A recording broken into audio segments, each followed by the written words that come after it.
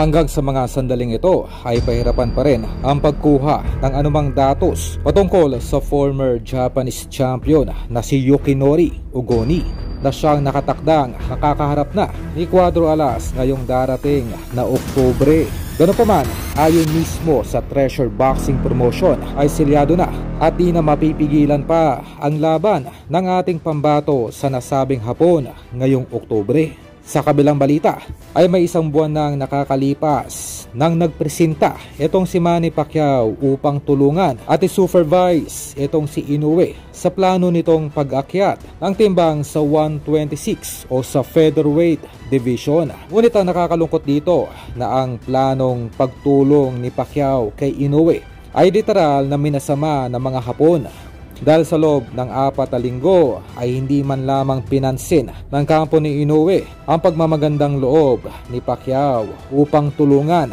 ang nasabing Hapon patungkol sa pag-akyat nito ng timbang sa 126. At ito ay sinigundahan pa ng American promoter ngayon ni Inoue na si Bob Arum na ayon pa sa nasabing veteran promoter ay hindi raw kailangan ni Inoue ng anumang tulong mula kay Pacquiao dahil di hamak na mas matalino raw itong si Inoue pagdating sa boxing dahil ang meron lamang daw kay Manny Pacquiao ay ang bilis nito kumpara raw kay Inoue na di lamang may kakaibang bilis at lakas kundi may depensa rin ng mala Floyd Mayweather.